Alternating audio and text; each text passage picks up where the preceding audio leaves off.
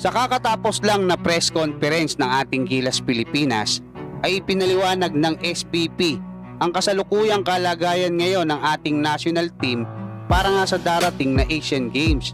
Ayon kay Coach Tim Cone ay pinagpasa sila ng 60 players para pagpilian para nga dyan sa darating na Asian Games na malapit na magsimula mga kabasketball ngayon. At bago pa yan magsimula yung FIBA World Cup ay naipasa na nila yung 60 players na yan. Ngayon, ang hindi lang kasama sa 60 players na yan mga kabasketball, dito nga sa binubuong team ni Coach Tim Cone ay si Calvin Abueva at Jason Perkins. So dalawa lang. Kasi personal choice yan ni Coach Tim Cone kasi alam niya na yan yung makakatulong sa ating Gilas Pilipinas kasi diyan sa posisyon na yan mahina itong ating national team diyan sa small forward saka forward position mga kabasketball. At alam naman natin yung laro ng dalawa na yan, especially si Abueva. At nagbaka sakali pa rin si Coach Tim Cone na baka payagan nga sila ng pamunuan ng Asian Games bilang injury replacement for Jamie Malonzo at Brandon Roser. Pero naglagay pa din siya ng reserve na pang 13 na si Stanley Pringle just in case na magka-problema.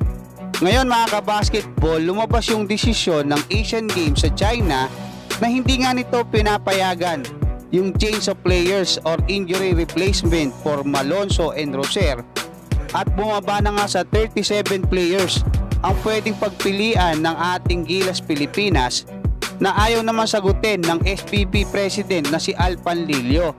Ayaw na daw niyang balikan yon. Focus na lang daw tayo sa ngayon ayon sa kanya. At doon nga sa listahan ng 37 players ay wala na yung pangalan nila Terence Romeo, Mo Tautua at Stanley Pringle.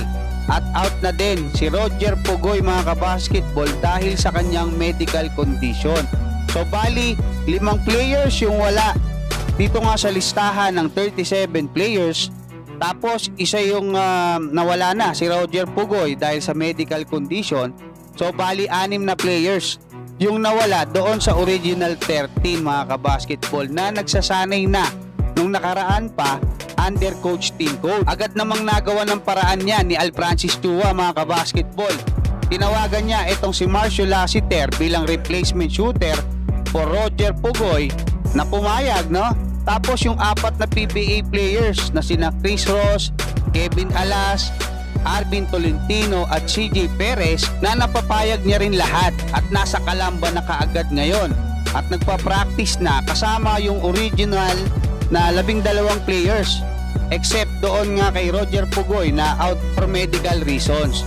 Pero yung 5 na wala sa listahan ng 37 players ay nandoon pa din kasi umaapila pa ngayon ang POC sa pamamagitan ni Bam Tolentino kung pwedeng payagan sila Calvin Abueva, Jason Perkins, Terence Romeo, Mo Tautua at Stanley Pringle. Para sa akin mga kabasketball, dismayado talaga ako kasi nga hindi nila na-anticipate na 37 players lang pala yung pwede o kung miscommunication mang matatawag yan sa part ng SPP. Pero sobrang saludo ako kay Coach Tim Cone at kay Al Francis Chua na talagang ramdam mo yung puso nila para ilaban itong national team natin ngayon para nga dyan sa Asian Games. Kaya sana ay sama-sama nating suportahan ang ating Gilas Pilipinas kasi gaya natin, tao lang din naman sila.